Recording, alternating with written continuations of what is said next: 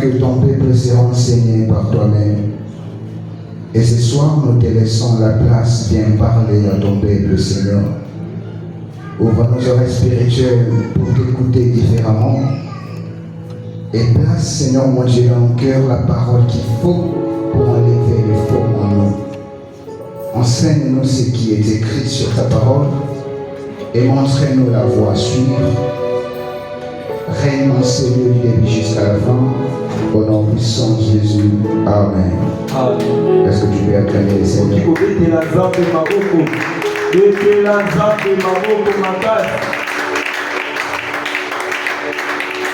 Gloire à Dieu.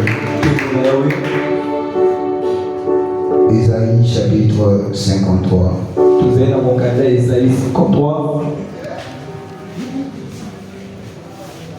Isaïe chapitre 53, à partir du premier verset, le descendant.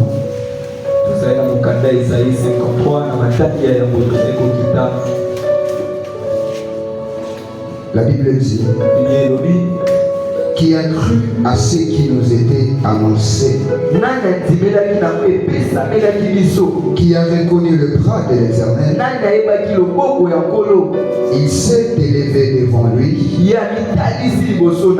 comme une faible plante, comme un rejeton qui sort d'une terre desséchée. Il n'avait ni beauté ni éclat pour attirer nos regards.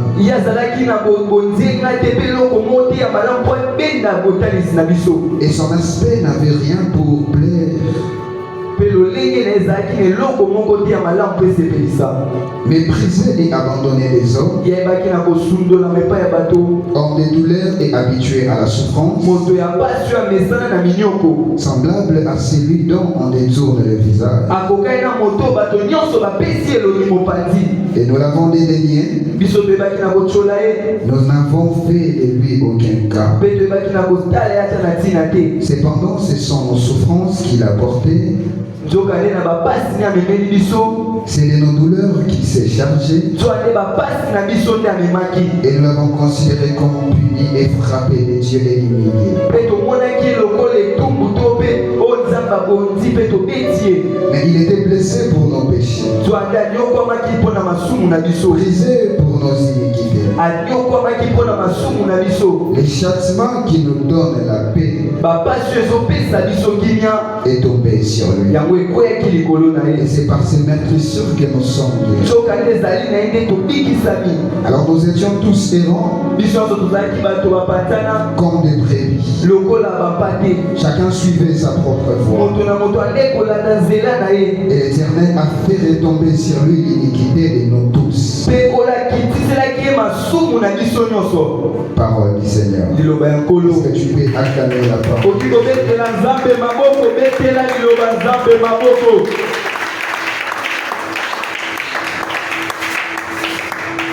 Le thème de mon message ce soir, nous allons parler sur l'amour de Dieu. Bien-aimé, Dieu nous aime. Voilà pourquoi il nous fait dans sa présence. L'amour de Dieu n'est pas comparable à l'amour d'un homme. Sur la terre, on peut être aimé. On peut être aimé par nos parents. On peut être aimé par nos frères et sœurs. On peut être aimé par nos partenaires. Mais il n'y aura pas un amour comme l'amour que Dieu a pour nous. Ce soir, je n'ai pas l'intention de te parler de ton amour envers Dieu. Mais je voudrais te parler de l'amour de Dieu pour ta vie. Écoutez ce que la Bible déclare. Que l'amour, par définition, on dit il y a beaucoup de choses, c'est un sentiment que nous éprouvons pour une personne. C'est un sentiment que nous avons vis-à-vis d'une personne. C'est un ressenti qui monte dans notre cœur et l'affection qui se produit en nous pour une personne. Et ce soir, Dieu a besoin de te dire une chose. Attache-toi à son amour, car son amour t'ouvrira la porte de sa bonté. La personne qui s'attache à l'amour de Dieu vivra les bonheurs dans sa vie. La personne qui s'accroche à l'amour de Dieu marchera toujours tête haute, peu importe les situations. Mais Dieu ne t'aime pas lorsque tout va seulement bien dans ta vie. Dieu ne t'aime pas seulement lorsque tu as l'impression que tu es parfait. Mais Dieu t'aime, peu importe sa situation. Dieu t'aime, peu importe ta nature. Dieu t'aime, peu importe ce que les gens peuvent dire de toi. Mais la Bible déclare que Dieu est amour. C'est-à-dire la Bible définit l'amour en nous présentant Dieu. Souvent dans le monde, nous disons que nous n'avons pas la capacité de comprendre l'amour. Mais laisse-moi te dire ce soir, si tu veux comprendre l'amour, cherche à comprendre Dieu. Car la personne qui comprend Dieu comprend l'amour. Et la personne qui connaît Dieu connaît l'amour. Vous savez, dans le monde, il y a eu des personnes qui ont pleuré à cause de l'amour. Il y a eu des relations amoureuses qui se sont brisées et la personne a été déstabilisée par l'amour. Je pense que dans le monde, souvent on dit la personne qui pleure à cause de l'amour, c'est une personne qui est faible.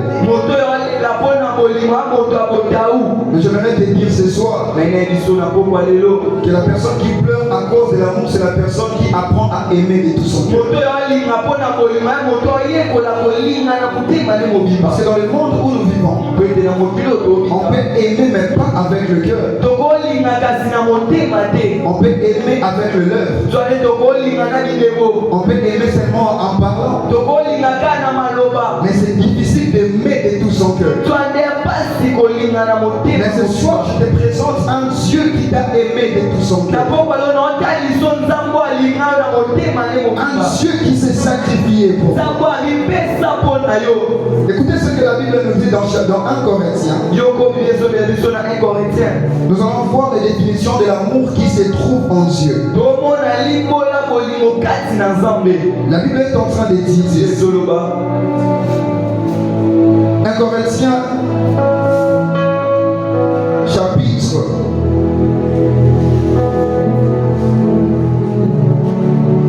1 Corinthiens chapitre 13 à partir du verset 4. Écoutez ce que la Bible dit. L'amour est passion. On parle de la charité veut dire l'amour. La Bible détermine l'amour comme une patience. C'est-à-dire l'amour produit la patience. Et c'est ce que nous voyons de Dieu. Si vous lisez dans Romains chapitre 9, le verset 22, la La Bible est en train de dire que dirons-nous de la patience que Dieu a pour nous. Parfois il a besoin de manifester sa colère, mais il use de patience pour des vases destinés à la perdition. C'est-à-dire que lorsque la personne vivait dans le péché, Dieu pouvait manifester sa colère vis-à-vis de cette personne. Mais la Bible déclare qu'il use de patience auprès de cette personne. Et c'est ce que nous trouvons en Dieu étant amour. Quand tu étais pécheur, il ne t'a pas tué parce qu'il savait que tu vas devenir chrétien. Il a accepté d'être patient jusqu'à ce que tu sois ce que tu es. Malgré que la vie que tu menais ne lui rendait pas gloire, mais il était patient. Et la deuxième des choses, la Bible dit que l'amour rend service. Jean 3,16, la Bible dit, car Dieu a tant aimé le monde, il a donné son fils. C'est-à-dire l'amour qui était en Dieu l'a poussé à nous rendre un service. Le service de donner son enfant. Il a donné son enfant pas pour son intérêt, mais pour notre intérêt. Et la Bible continue en disant que l'amour n'est pas jaloux. Et vous allez comprendre que Jésus sur la terre n'a jamais eu à manifester la jalousie. C'est dans les livres de Matthieu, un jour Jésus parlait à la foule. La foule partait au désert. Et Jésus va leur poser la question. Qu'est-ce que vous partez chercher au désert? Est-ce qu'il y a un homme dans le désert? Est-ce qu'il y a un homme avec des habits royaux dans le désert?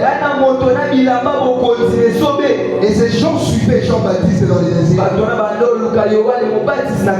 Mais Jean-Baptiste était là avant Jésus. Mais Jésus voyait la foule qui suivait Jean-Baptiste dans le désert. Lorsque Jésus me posait la question, ces gens vont dire nous suivons un prophète.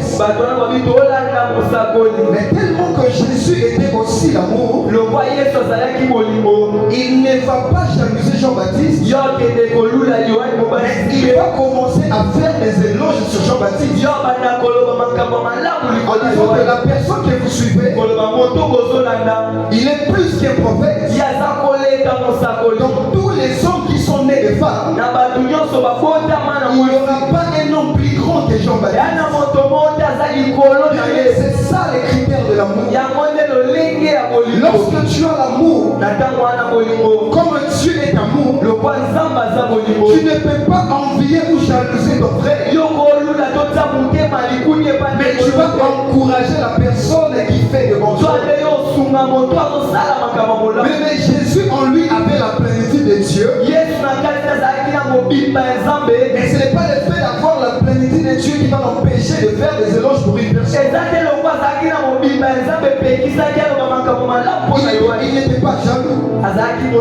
Et il me dit que l'amour ne se vante pas. Mais Jésus ne se vantait de rien.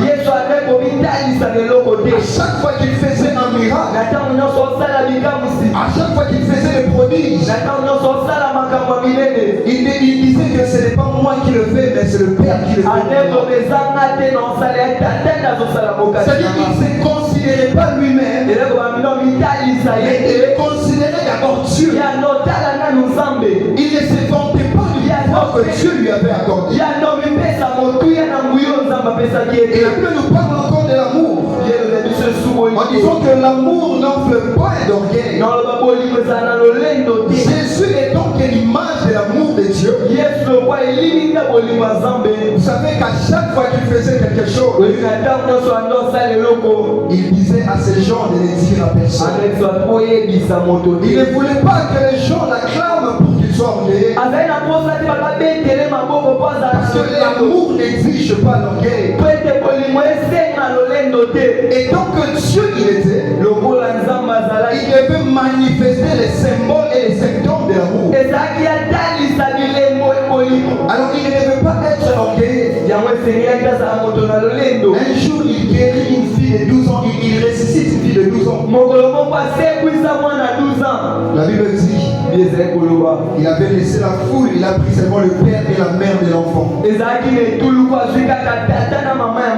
Lorsqu'il a ressuscité l'enfant, il dit à ses parents, ne parlez à personne de ce qui vient de ses parents. C'est parce qu'il ne voulait pas vivre dans l'orgueil. Car l'amour interdisait cela. Mais si tu as l'amour, c'est que Dieu demeure en toi. Parce que la Bible dit que Dieu est amour. Et si Dieu est amour, c'est que nous aussi nous connaissons ce Dieu qui est amour. Et lorsque nous connaissons ce Dieu qui est amour, nous croyons aussi que nous possédons son amour en nous. La Bible dit que l'amour ne fait rien de malhonnête. Mais Dieu n'a rien fait de malhonnête. Même Jésus étant sur terre, il n'a rien fait de honteux. Lorsqu'il était tenté par Satan, Satan va lui demander d'accomplir sa volonté. Mais l'amour exigeait qu'il faut accomplir que la volonté de Dieu. Jésus étant l'amour qu'il était, il ne pouvait pas exécuter la volonté du diable et la volonté de Dieu. Raison pour laquelle, malgré tout ce que le diable lui disait, il n'a pas pu céder à cela parce qu'il était amour. Et souvenez que la Bible dit que l'amour de Dieu suffit de garder ses commandements. Jésus étant l'amour de Dieu, il devait garder les commandements de Dieu en lui. Car il ne peut pas adorer une autre personne. La Bible dit que l'amour ne cherche pas son intérêt. Dieu est donc amour. Il n'a pas regardé son intérêt, mais il a envoyé son fils pour nous aider. Et donc amour il est. Il ne pouvait pas laisser ce peuple mourir. Voilà pourquoi il a envoyé son fils sur la terre. Et la Bible dit que l'amour ne se met pas en colère. Regardez ce qui va se passer dans les jardins. Avant le péché, la Bible dit que chaque soir Dieu descendait pour voir Adam et Ève. Et lorsque Adam et Ève ont péché, ce n'est pas Adam et Ève qui sont partis voir Dieu. Mais la Bible déclare que Dieu va descendre pour parcourir les jardins et chercher Adam. C'est-à-dire même s'ils ont péché devant Dieu, mais les yeux d'amour de Dieu l'ont empêché d'être en colère envers eux. Il va descendre là où ils étaient. Chose étonnante, les personnes qui ont péché, qui n'avaient pas des habits, les yeux d'amour de Dieu, il va tuer un animal pour faire des habits pour Adam et Ève. Voilà pourquoi au début j'avais dit que Dieu ne commence pas à t'aimer parce que tu es devenu saint. Mais l'amour de Dieu a commencé avant même que tu sois saint. Mais le sang d'aujourd'hui était le péché d'hier. Mais c'est l'amour de Dieu qui les a fait saints aujourd'hui. Mais je peux te dire quelque chose qui peut te choquer. Peu importe nos efforts, personne n'ira au ciel avec ses efforts. Tous nous irons au ciel par amour de Dieu. Parce que si ça dépendait de nous, tous on allait aller en enfer. David, l'homme selon le cœur de Dieu, un jour il est en train de prier à Dieu. Après avoir péché, il va dire à Dieu, je suis né dans le péché. Comment tu veux que quelque chose de bien sorte de moi? Il est pratiquement impossible. Mais je pensais que c'était seulement David qui était dans l'ancienne alliance. Mais un jour je vois aussi l'apôtre Paul en train de dire à Dieu, j'ai envie de faire le bien que je veux, mais je me trouve en train de faire le mal que je ne veux pas. Et je comprends que j'ai la capacité de le faire, mais pas le pouvoir de le faire. C'est-à-dire que le mal est attaché à ma chair. Mais malgré cela, je compte seulement sur l'amour de Dieu. Mais lorsque tu comptes sur l'amour de Dieu, il va te donner la capacité que le corps ou la chair ne peut pas donner. Lorsque tu t'attaches à l'amour de Dieu, il va connaître ta faiblesse. Il va se placer et donc ta force. Il fait que tant qu'être humain que tu es, tu peux être faible. Mais lorsque tu t'attaches à l'amour de Dieu, il te remplit de son esprit pour te donner la capacité de vaincre ce que tu n'arrives pas à vaincre avec ta chair. Il y a d'autres personnes qui disent que je n'arrive pas à abandonner le péché. Mais avec la force de la chair, tu ne peux pas abandonner le péché. Car le péché est attaché à la chair. Et donc sur terre, sans avoir le Saint-Esprit en nous, il est pratiquement impossible de vaincre la chair. On ne peut que vaincre la chair par l'appui du Saint-Esprit. Et pour avoir le Saint-Esprit, il faut s'attacher à l'amour de Dieu. S'attacher à l'amour de Dieu veut dire s'attacher à Christ. Car Christ est l'image de l'amour de Dieu sur la terre. Si tu veux voir l'amour de Dieu, regarde la croix de Christ. Si tu veux connaître la bonté de Dieu, regarde la croix de Christ. Dieu ne te pardonne pas seulement parce que tu demandes pardon,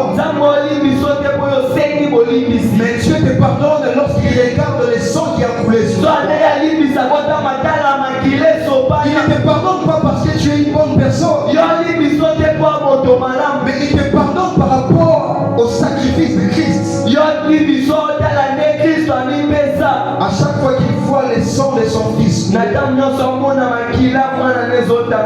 il arrive à voir les yeux de compassion sur ta vie. Caïn a tué son frère Abel. Il a dit en lui-même, partout où je vais aller, toute personne qui me verra, il va me tuer. Certainement il devait être mort parce qu'il venait de tuer un innocent. Mais les yeux d'amour de Dieu va regarder Caïn, et la Bible dit il va mettre un signe sur Caïn pour dire que personne ne te tuera. Mais ça c'est la qualité de guerre de Dieu. Mais l'amour n'est pas les qualités de Dieu. Mais l'amour c'est la nature de Dieu. L'amour ce n'est pas les caractères de Dieu. Mais l'amour L'amour, c'est la nature de Dieu. Un caractère peut changer, mais la nature ne change pas.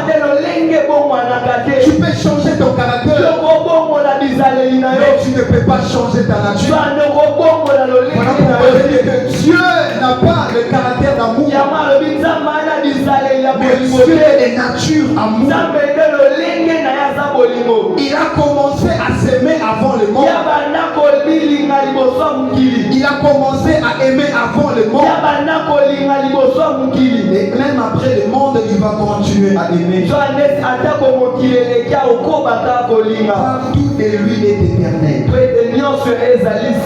Souvent dans nos églises, on ne prêche pas souvent sur l'amour de Dieu manifesté en Christ pour les autres.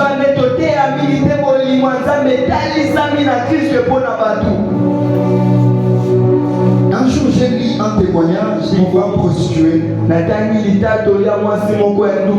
Elle vivait en Europe, en Belgique. Elle est en Belgique.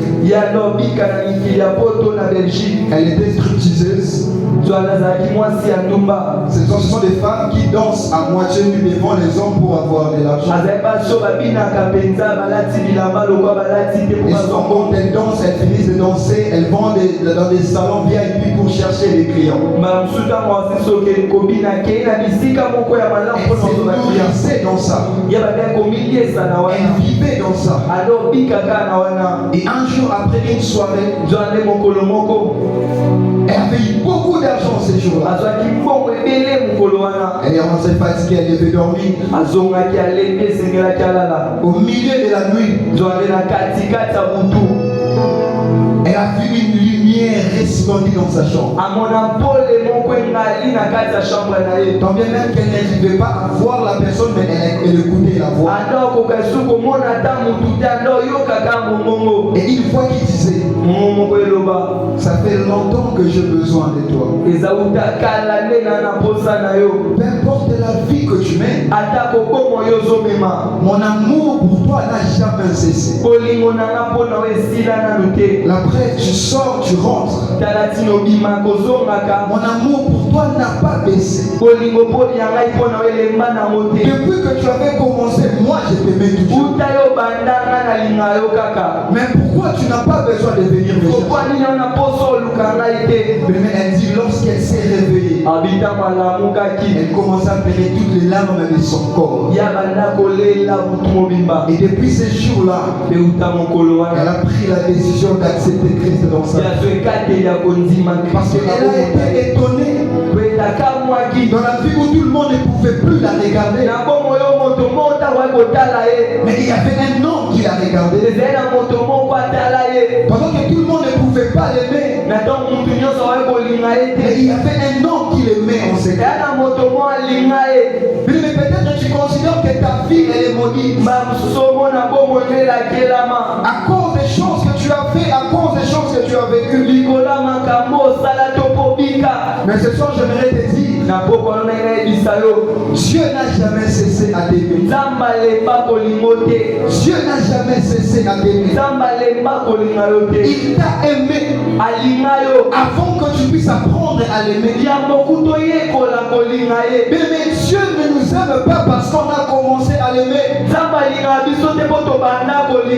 L'apôtre Paul dit, nous l'aimons parce qu'il nous a aimé le premier. On ne l'aime pas parce que nous on a commencé par l'aimer. Mais c'est lui qui a commencé à nous aimer. Et c'est alors que nous l'aimons aussi. Il a besoin que tu l'aimes avant que ton temps n'arrive. Écoutez ce que la Bible dit. Nous sommes dans les livres des Actes des Apôtres.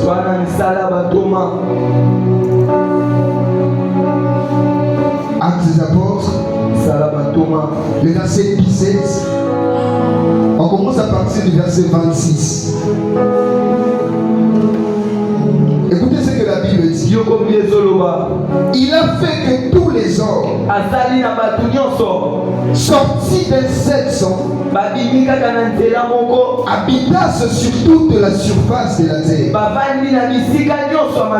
et ont déterminé la durée des temps et des bornes de leur demeure. Il a voulu. Là, c'est Dieu qui a voulu. Quand il parle que les habitants de la terre devaient chercher Dieu, c'est parce que ceux qui habitent la terre vivaient dans le péché. Et Dieu, par son amour, il sait qu'il a déterminé les temps de tout le monde. Et il n'a pas besoin que tu puisses quitter la terre sans lui connaître. Et pour le connaître, tu dois commencer par le chercher. Il a voulu qu'ils cherchassent le Seigneur et qu'ils s'efforçassent de le trouver. Même à tâtonnant, mais par son amour, il t'accorde la faveur de le chercher même à tâtonnant. C'est-à-dire que tu fais des efforts mais tu n'arrives pas. Parfois tu as envie de prier mais tu n'arrives pas. Parfois tu sens que tu as besoin de travailler pour Dieu mais tu n'arrives pas. Parfois tu avances avec Dieu mais tu sens que parfois tu recules. Des fois tu sens que tu as envie d'abandonner mais des fois tu as envie de continuer. C'est ça aussi, chercher Dieu en t'attendant. Faire l'effort mais parfois tu n'arrives pas. Mais il vous demande de vous efforcer. Et quand on te demande de faire l'effort, on comprend que la chose qu'on te demande n'est pas facile. Mais chercher Dieu et le trouver et le maintenir, c'est pas facile. Mais il t'accorde la capacité de les chercher même à tâtonnant. Bien qu'il ne soit pas loin de chacun de nous. J'aimerais ouvrir une parenthèse par là. Tu peux me poser la question, pourquoi chercher Dieu alors que lui il est amour, il peut se faire trouver directement.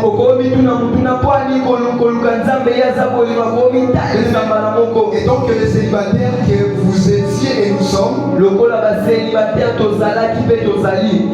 nous tous on a besoin, peut-être si on est un homme, on a besoin de trouver une femme pour épouser. Et on ne peut pas parler de trouver sans parler de chercher. Mais la femme là ne viendra pas d'une autre planète. Cette femme là se trouve sur la terre.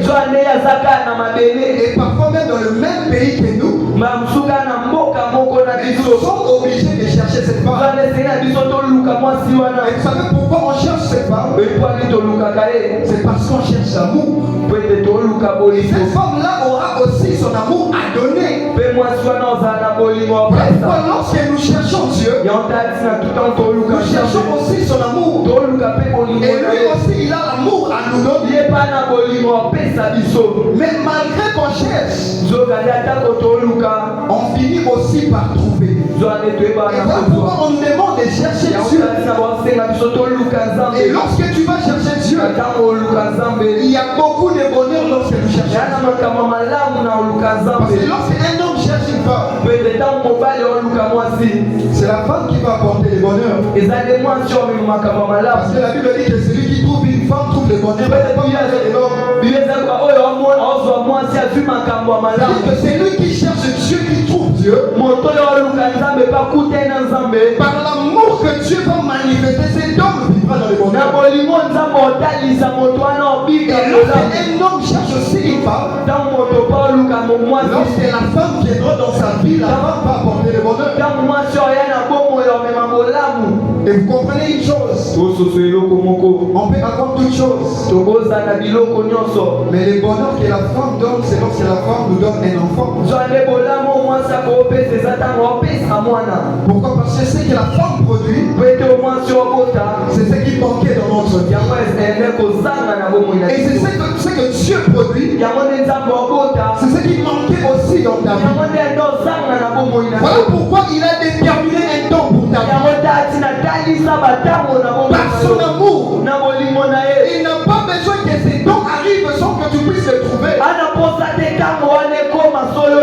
Mais si tu arrives à les trouver avant ton temps,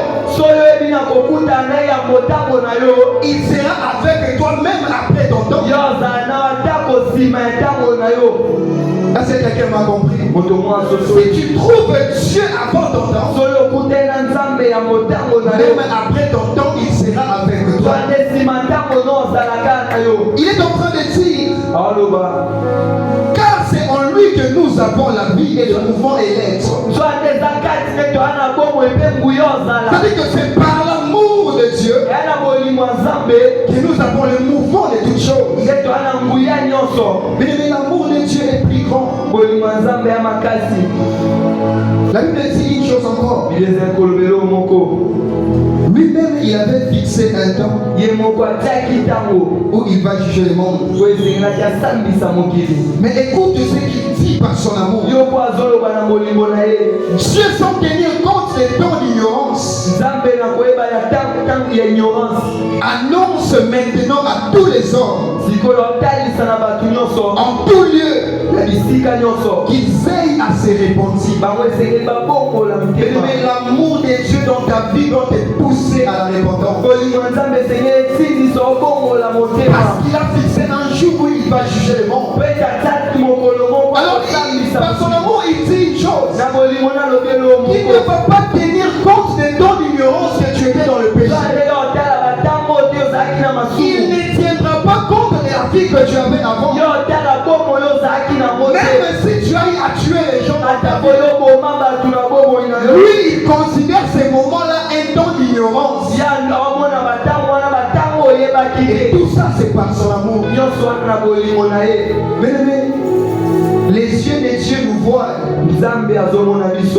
mais il nous regarde avec des yeux de compassion. Il voit quand nous sommes bons et quand nous sommes mauvais. Et il est en train de nous donner un conseil. Qu'il ne va pas tenir compte de ce que tu as vécu. Mais la seule chose qu'il te demande par son amour, que tu aies à te repentir.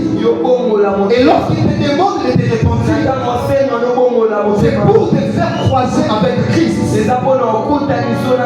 est la plénitude de la grâce, qui est l'image de l'amour. Mais la grâce de Dieu est l'image de son amour. Ce n'est pas pour rien qu'il nous a accordé la grâce. Lorsque nous avons lu dans Ésaïe, la dit qui a reconnu le bras de Dieu, il a envoyé son fils sur la terre. L'homme habitué à la souffrance. Mais il n'a pas souffert parce qu'il avait envie de souffrir. Mais il a souffert juste pour manifester l'amour de Dieu dans le monde. Mais on l'a amené comme il prédit. Est-ce que vous savez qu'il avait la bouche pour parler? Lorsqu'on l'a amené devant Pilate, on lui pose la question: qu'est-ce que tu peux dire de tout ce qu'on est en train de dire de toi? Avec la sagesse de Jésus, je pense que s'il avait répondu, personne n'allait avoir la capacité de l'arrêter. Et moi je dis souvent qu'on n'a pas arrêté Jésus, mais il s'est livré lui-même. Parce qu'en Gethsemane, les jours où ils étaient venus pour l'arrêter, lorsqu'on a posé la question à Jésus, c'est toi Jésus? Il dit c'est moi. Et la Bible déclare que tous les soldats sont tombés. C'est-à-dire que cet homme avait la puissance et le pouvoir de décider aussi de ne pas mourir. Lui qui a ressuscité les gens avait la capacité de ne pas aussi vouloir mourir. Parce qu'avant même la mort, il disait: détruisez ces temples, je les rebâtirai. C'est-à-dire en lui, il avait la capacité sur toute chose. Mais la Bible dit il s'est rendu obéissant jusqu'à accepter la mort sur la croix. Il n'a pas accepté d'être obéissant pour lui-même, mais il a accepté d'être obéissant pour prouver l'amour de Dieu dans le monde.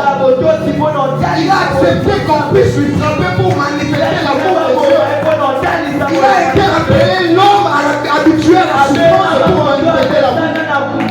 Mais il a accepté qu'on puisse déchirer ses habits juste pour manifester l'amour de Dieu. La Bible dit que le châtiment qui nous donne la paix aujourd'hui est tombé sur lui. Ce n'est pas parce qu'il avait envie que ça tombe sur lui, mais s'il a accepté, c'était juste pour nous montrer combien Dieu nous aime. Mais Jésus n'était pas obligé de mourir. Jésus n'était pas obligé de se donner. Mais la Bible dit, nous avons un grand prix à ses yeux. Il comprend l'amour de Dieu. Il a donné pas un fils, mais un fils unique. C'est-à-dire la seule chose qui appartenait, le seul enfant qui appartenait. Et c'est comme avant de préparer ces messages, j'ai appris une histoire. C'était dans un village. C'est papa avec sa femme, avec son enfant, il regardait le fait. Comme ils étaient dans un village, il n'y avait pas de télé, ils étaient en train d'allumer le fait et regarder. Et leur fillette a eu envie de se soulager. Pendant que la fillette a tourné derrière pour se soulager, une bête féroce est sortie de la forêt.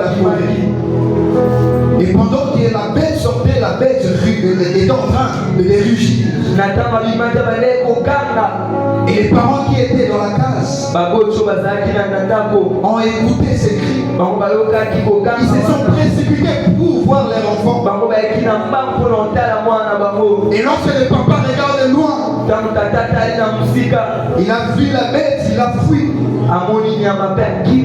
En lui-même, il s'est dit que je peux avoir encore un autre enfant. Et la maman voulait fuir, mais elle ne pouvait pas le faire. Et elle a pris un morceau de bois et elle a mis le feu. Elle a essayé de s'approcher là où se trouvait la bête. Et lorsque la bête a vu le feu, la bête est partie. Et cette maman a sauvé sa fille. Mais cette maman n'a pas sauvé la fille à cause de la vigueur de son père. Mais elle a sauvé sa fille à cause de son amour pour sa fille. Elle a regardé les 9 mois qu'elle a eu. Elle a regardé la douleur qu'elle a eue pour cet enfant.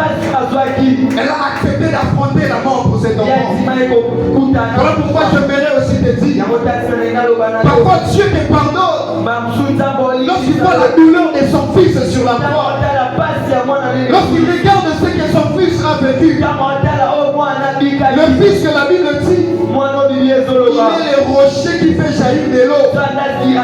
Mais ce jour-là, le fils a eu besoin de l'eau sur la croix. La source d'eau vive a eu besoin de l'eau.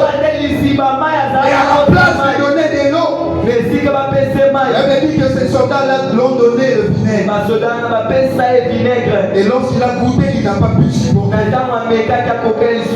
Et vous savez pourquoi tout ça? Pour manifester l'amour de Dieu.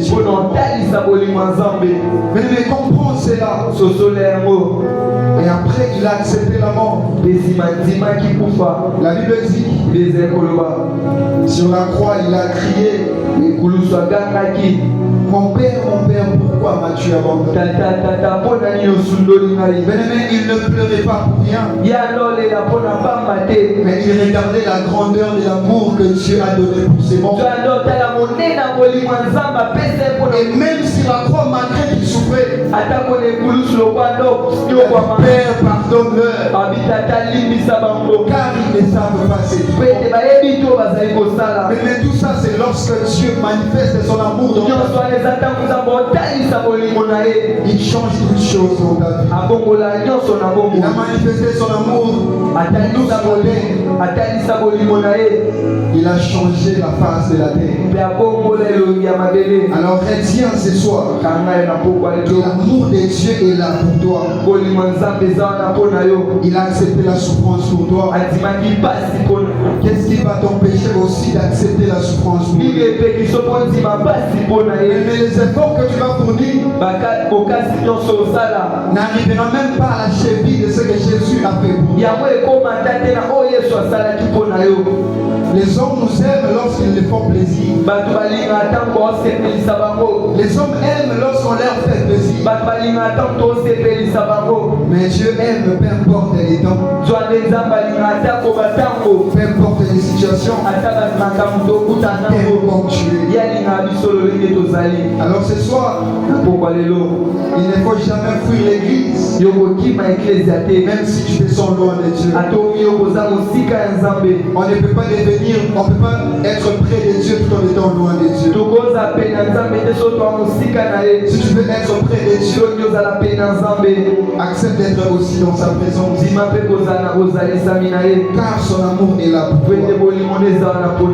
Alors retiens une chose avant de terminer, que Dieu t'aime. Il a donné sa vie pour toi. Personne ne pouvait payer ses prix. La vérité, que nous étions tous errants, comme des brebis égarées. Chacun suivait sa propre voie. Mais lui, il est venu pour nous sauver. Il n'a pas regardé notre nature, mais il nous a donné la nature de Dieu. Alors j'aimerais que tu marches toujours tête haute pour dire que Dieu m'aime. Il m'aimait avant que je puisse les connaître. Comme cette femme adultère, les hommes devaient les tuer parce que la loi de Moïse exigeait cela. Mais lorsque Jésus était venu, Jésus a dit: celui qui n'a pas de péché jette la pierre. Mais j'ai compris bien la question de Jésus. Ce n'était pas seulement que celui qui n'a pas de péché jette la pierre, mais la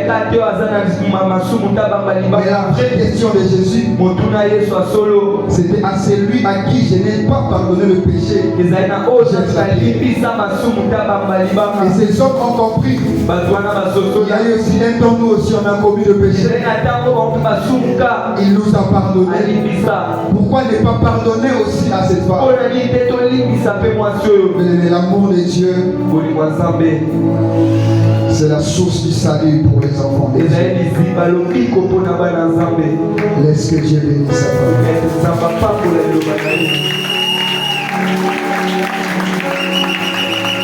Est-ce que tu peux